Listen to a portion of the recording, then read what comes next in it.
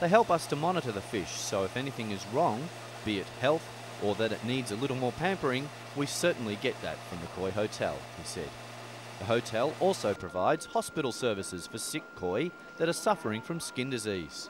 The most common sickness is ulcers caused by bad water. Koi lovers say the fish even suffer from stress caused by travelling from one pond to another. The hotel also caters for people who want to board their koi for short stays when they go away on holidays or in between moving house.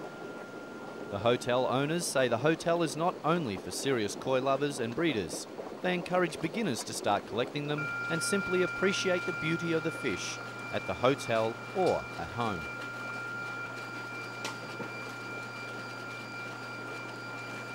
These pets won't exactly fetch a ball for you, but they are guaranteed to provide you with some entertainment.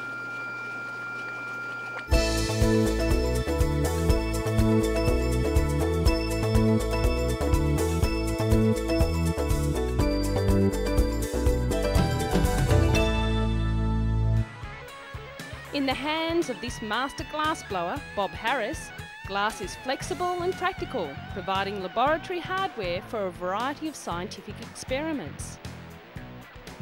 Using a lathe, hydrogen burners and a carbon tool for shaping, he skillfully works his magic. He says it's simply a matter of understanding the glass and its movements, both with your eyes and your hands, and be able to manipulate between the two. Bob has been building one-of-a-kind components for spacecraft and laboratory experiments for over 20 years. As a scientific glass blower, Bob has been asked to build just about everything, from springs and laser tubes to the main vacuum chamber for an atomic clock. The art of scientific glass blowing is really only learned from watching an expert at work, and that's the way it's been for centuries. Unaffected by most chemicals and able to withstand extreme temperatures, glass is perfect for chemistry hardware. For scientists, the skill and experience of an on-site craftsman provide important design flexibility. This piece will be a part of a large-scale ozone depletion study at the Centre Research Lab. A piece of research apparatus begins to take shape. By forcing air into the closed vessel and heating only a tiny area, a blister is formed. Using the torch like a knife, Bob cuts a hole.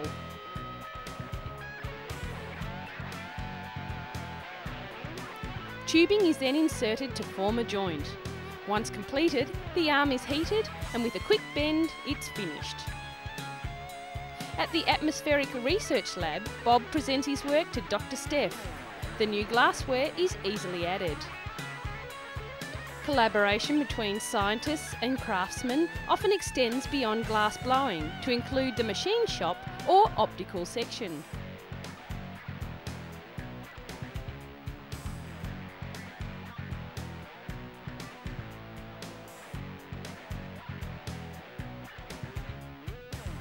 This mirror, 2 years in the making by the optical lab, is being checked for surface imperfection. In their free time, researchers, craftsmen and scientists alike turn from spaceflight research to flight testing on a smaller scale. This hobby has helped Bob discover new talents. He explains that he took his scientific glass blowing, his artistic abilities and his modelling background and combined them all into what everyone sees today, his glass satellites. Delicate glass sculptures have been created for exhibits, as well as for national and international leaders to represent NASA's space achievements. Each of them carefully constructed using techniques perfected through years of scientific work. Glass blowing, mixing centuries of old craftsmanship with the vital scientific needs of today.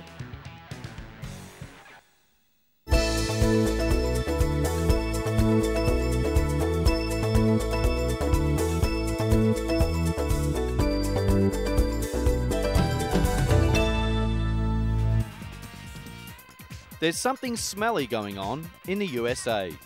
A science centre is hosting an exhibit that teaches kids how and why their bodies burp, vomit, make bogies and pass gas through sight, sound and smell. Snot, gas, burping and vomit. That's what the exhibit Grossology, the impolite science of the human body, promises to teach kids. And kids are lapping up the information. The Liberty Science Centre is hosting the Gross Out exhibit. Children can interact with the displays by climbing up a pimply wall, listen to a tap dripping green stuff while talking about boogers, and travelling through a maze of intestines only to exit out the rectum. It's designed for under 12-year-olds who enter the exhibit through a giant nose, allowing kids to feel mucus and learn that humans swallow a lot of mucus every day. The kids are also encouraged to slide down the esophagus, tunnel through the intestine and slip out of the colon. Fact sheets along the way teach kids such things as, did you know you shed almost 2 million skin cells every hour? And, did you know that rhinoteleximonia is the study of nose picking? It may not teach too much about biology, but it does stoke the interest in science by appealing to the fascination of bathroom humour. Easily the grossest display is the section on smells, challenging kids to smell 4 different hideous pongs and then guess whether it comes from the armpit, mouth, anus or foot. Kids can also fire pollen balls into nostrils to demonstrate the effect of pollen on the nasal system. Shoot 5 right up the nose and a ball of mucus comes flying right back at you. There is a serious side though, with Grossology not only encouraging an interest in biology, but also a confidence in their own bodies.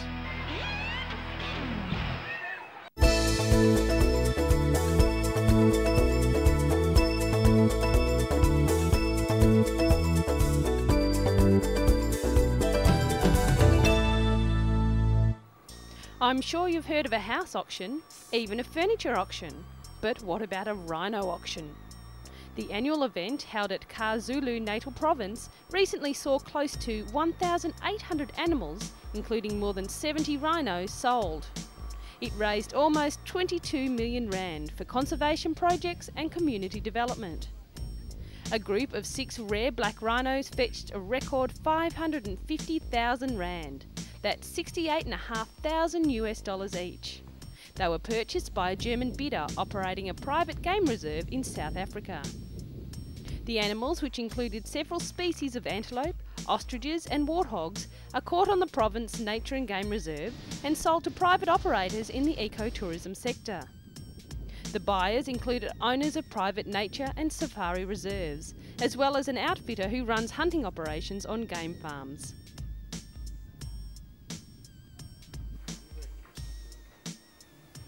A white rhino and her calf fetched a record 550,000 rand at the sale, beating the previous record for a similar pair which went for 450,000 rand at last year's auction.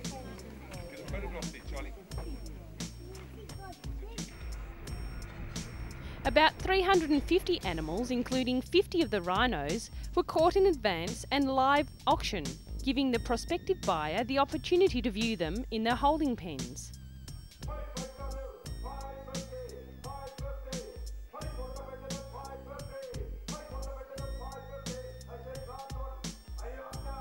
Live video footage of the animals from the holding pens was beamed onto the big screen behind the auctioneer.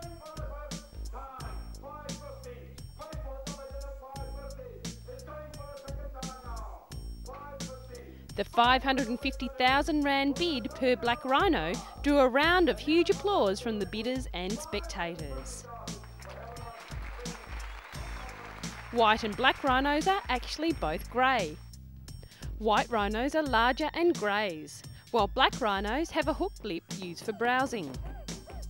Virtually all of southern Africa's white rhino population come from the KwaZulu-Natal, which was the last refuge of the huge beasts earlier in the century when they were on the brink of extinction. It's a breeding program that saved the animals, and the reserve has restocked other parks throughout the region.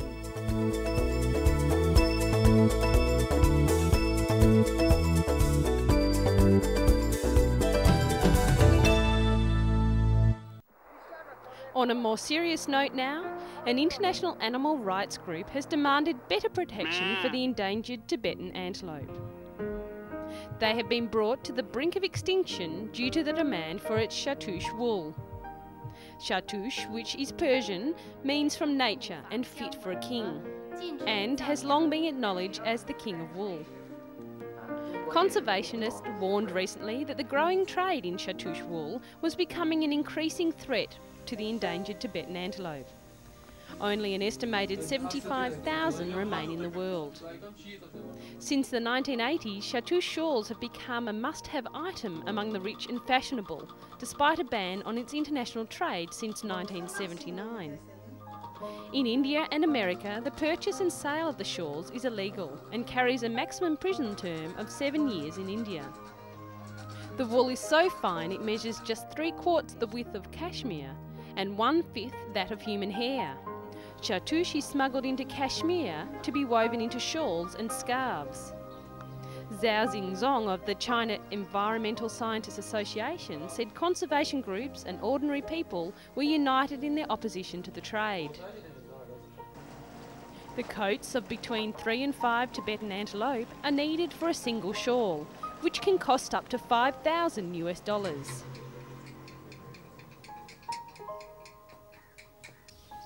Demand is keen all over the world, especially in major fashion centres in France, Italy and Britain, and buyers are known to fly regularly to Delhi for private showings.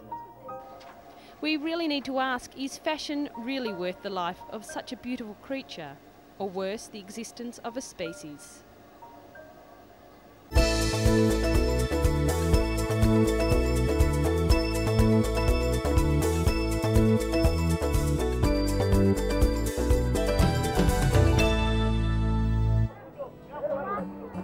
Scooping water from a hand-dug well and trekking miles with it back to the village.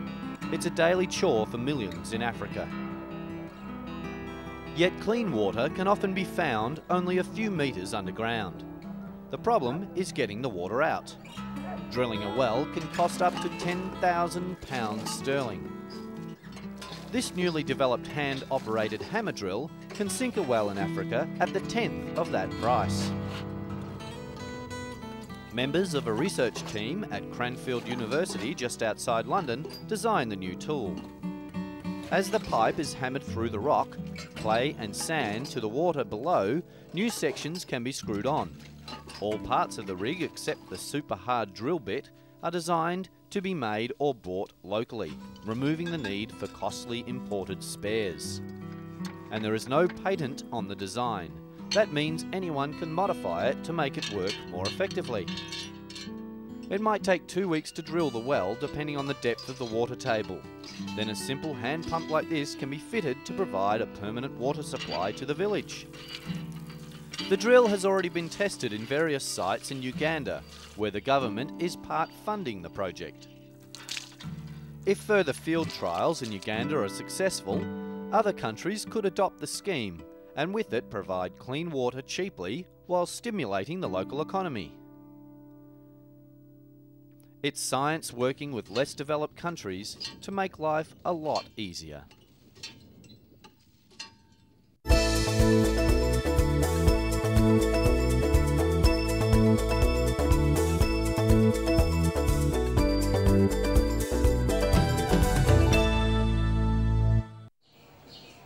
This patient is about to get an X-ray for a suspected hernia.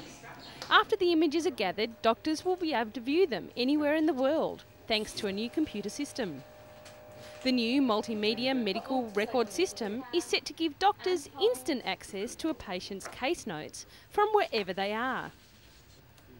Scans like these form a vital part of a patient's medical file, but keeping track of the hard copies is often a hard and time-consuming task. The new system changes all that. Dr. Wadi Gredrock lists the advantages of accessing medical records at the touch of a mouse. Rapid retrieval, ability to manipulate the images electronically, and of course the ability to transfer the images to a variety of sites from the central store. I could use it at home or wherever I was in the world, he said. The system was developed at the London Imperial College by a team of medical information technology experts led by Professor Richard Kitney. The software is easily installed in any hospital with an intranet system. It's a simple idea that modern technology has made a reality. The way that hospitals store and retrieve medical records could soon be revolutionised, bringing benefits to patients and professionals alike. With technology like this, all we need to do now is stop people getting sick at all. Too much there.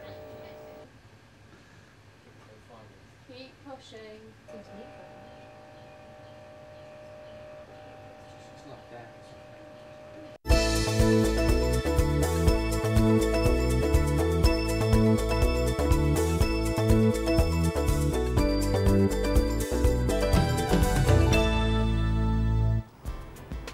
And finally, it's thought an injured humpback whale may have entered Sydney Harbour in search of a sanctuary after being hit by a ship. National Parks and Wildlife Services staff in a boat were monitoring the condition of the 10 to 12 metre adult humpback, which is the size of a passenger bus and could be seen swimming near the mouth of Sydney Harbour. Spectators were warned against stressing the whale and were urged not to get within 100 metres of the stricken mammal. The whale appeared to be swimming freely despite wounds to its back. A transport spokeswoman said all Sydney ferrymasters had been warned that there was a whale in the harbour and told to proceed with caution. She said the humpback had not affected the running of ferry services. Ken Eastwood, a staff writer at the Australian Geographic Journal, said in New South Wales between June and July, humpbacks travel north from the Antarctic waters to their breeding grounds in the Coral Sea off Queensland. They travel up the coast for a couple of months to warm waters to breed, he said. Late in the afternoon, the whale headed out to sea, possibly responding to the calls of a pod of 4 whales just outside the entrance to the harbour.